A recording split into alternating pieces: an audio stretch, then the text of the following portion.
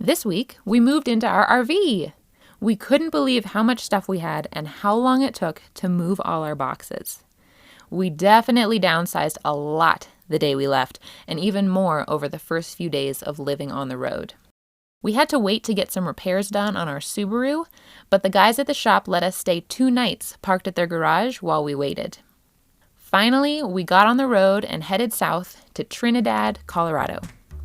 The drive down was so windy, and being in a tall vehicle, we really felt it.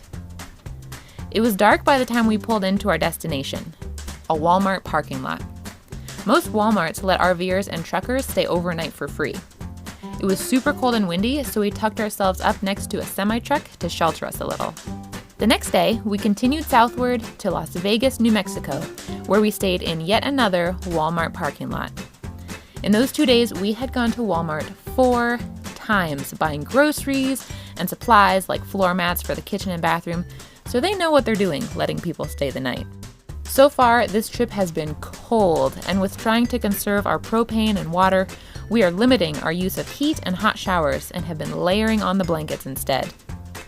Eager to press on, we drove down to our first real destination, Santa Fe, New Mexico.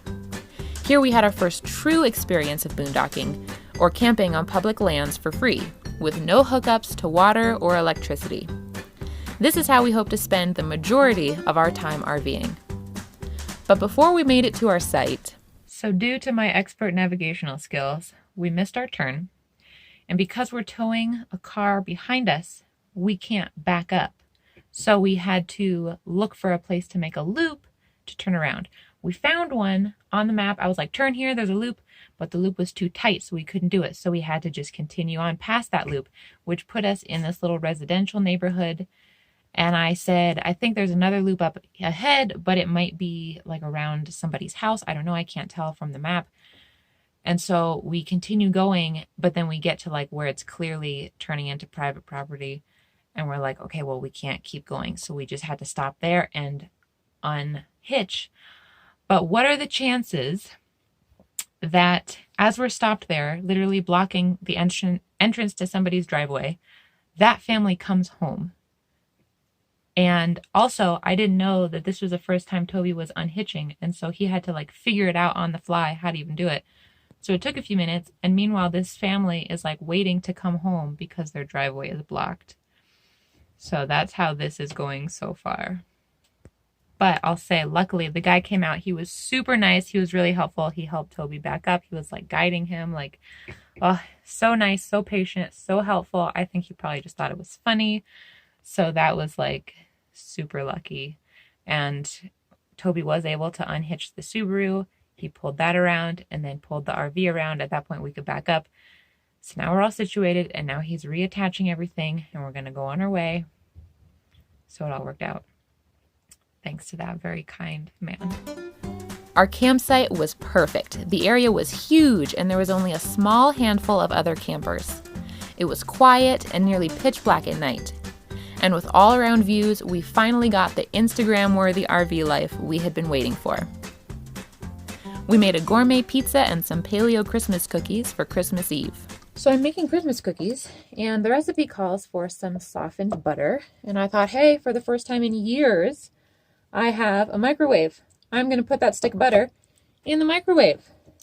Well, the last time I had a microwave was when I was using butter that comes in like a wax paper type packaging. But the butter we have right now comes in a foil packaging. And I put that in the microwave. Sparks started flying.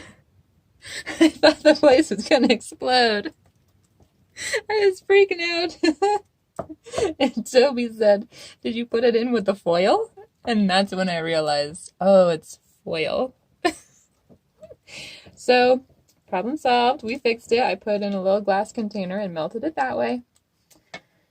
But it is amazing how many things have been like a hard learning lesson in just the last 4 days. On Christmas Day, our friend Don and his friend Uma came to see our rig and go for a hike nearby. What we thought would be about 3 miles, I think was more like 5, But after so many days of busyness, it was good to get out and get some fresh air and exercise. Later that evening, we went to Uma's house for an incredible Indian food Christmas dinner. And Uma's house is incredible too, with views overlooking Santa Fe. We had a great time and a very unique Christmas. The next day, we met up with the Fergusons to go sledding in the mountains. It was so good to catch up after 2 years, and of course the kids had since doubled in size. Then Toby and I walked around downtown. I love all the Mexican architecture and adobe buildings here. We got lunch at a French place and had the second best dessert I've ever had in my entire life. It was a piece of Black Forest cake, 10 out of 10. Then it was time for some relaxing back home in the backyard. This was the first day we could be outside without jackets, and it was fantastic. Stay tuned next week to see where the road takes us.